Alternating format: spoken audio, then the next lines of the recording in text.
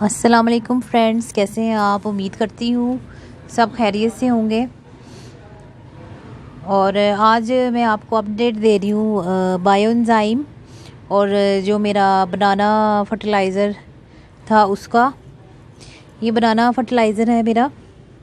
इसके जो कैप है इस पे साइड पे मैंने होल किए हुए हैं इसके, तो इसलिए इसकी एयर आती जाती रहेगी। ठीक है, तो ये बनाना फर्टिलाइज़र बन रहा है मेरा। इसको जो है प्लांट में देंगे तो इससे पोटाशियम की कमी जो है वो पूरी होगी इसकी। ठीक है जी। और ये है वो बायो एंजाइम जिसकी फरमाइश बहुत थी कि आपने हमें साथ साथ अपडेट देते रहना है।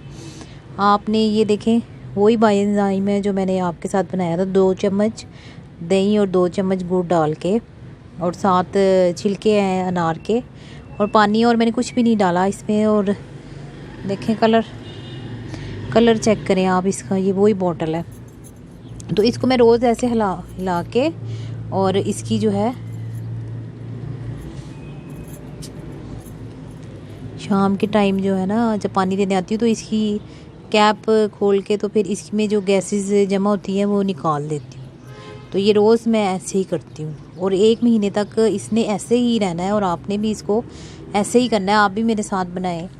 तो जब ये बन जाएगा तो फिर हम, ये 1 बोतल है तो हमने 2 बोतल पानी लेके उसमें इसको मिक्स करना है, और फिर हमने अपने प्लांट्स को ये देना है। और फिर क्या करना है, हमने फिर इसमें हमने पानी डाल देना है जब तक कि इसके छिलके रहेंगे अपनी कंडीशन में। जब तक हम इसके साथ ऐसे ही करते रहेंगे, आपने इसको फेंकना नहीं है। ये बात आप याद रख लें। तो ये बहुत अच्छी चीज़ है। इससे आपके प्लांट के, जिन लोगों के पत्ते पीले हो जाते हैं, आयरन की कमी हो जाती है, तो वो नहीं होगी। तो कोशिश करें कि बेशक आप इन छिलकों को पीस के भी आप बॉटल में डाल सकते हैं। तो जब तक अनार हैं तो उनके एंजाइम बनाते रहें। अभी इसको 1 महीना लगेगा डिकम्पोज होने में। ठीक है, फिर भी छिलके बच जाएंगे तो फिर हम इसमें पानी डाल के फिर इसको बंद करके रख देंगे। फिर रोज़ हमने इसका कैप खोलना है और इसकी एयर जो है निकाल देनी है। इसको होल वाले हम नहीं करेंगे। होल वाला हमने इसको ढक्कन नहीं लगाना, इसको हमने बंद ढक्कन लगाना है कि जो गैस, जो जिसमें गैस जमा होती रहे। लेकिन पोटाशियम वाले में, बनाना वाले में हमने नहीं डालना। तो ये हमारे पास बायो एंजाइम बन जाएगा। तो ये हम प्लांट्स को देते रहेंगे और उनके लीव्स येलो नहीं होंगे। और ये जो है ये फ्लावरिंग के लिए है, ये पोटाशियम फर्टिलाइज़र। इसको खोलने की ज़रूरत नहीं है क्योंकि इसके कैप में ऑलरेडी होल्स हैं, तो एयर पास होती रहती है। तो ये देखिए, ये हम 7 दिन बाद इसको ऑफ़र कर सकते हैं अपने प्लांट्स को, या बड़ी बकेट में भी बना सकते हैं। तो ये 2 फर्टिलाइज़र जो है होममेड हमारे पास तैयार हो जाएंगे। तो बायो एंजाइम जो है वो और भी बहुत सारे होते हैं, तो मैं आपको वो भी बनाने सिखाऊंगी। पहले मैं आपको ये सिखा दूं और आप इसको अप्लाई करें, तो वो भी वक्त के साथ सिखा दूंगी।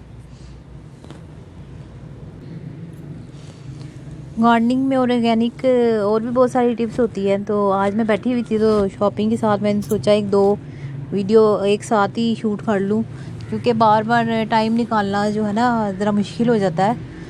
तो और भी बहुत सारे काम होते हैं गार्डनिंग के अलावा भी। तो जब ये ट्रांसप्लांट कर लूँगी ये भी दिखाऊंगी, और जब ये डालने लगूँगी मैं अपने प्लांट्स में तो ये भी मैं आपको दिखाऊंगी कि इसका क्या रिज़ल्ट आएगा।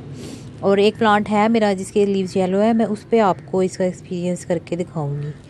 तो बनाना वाला भी आप बनाएं, ये तो बहुत ही इजी है, आपके घर में आते ही होंगे रोज़ बनाना। तो अनार भी लाएं और खाएं और उसका एंजाइम बनाएं।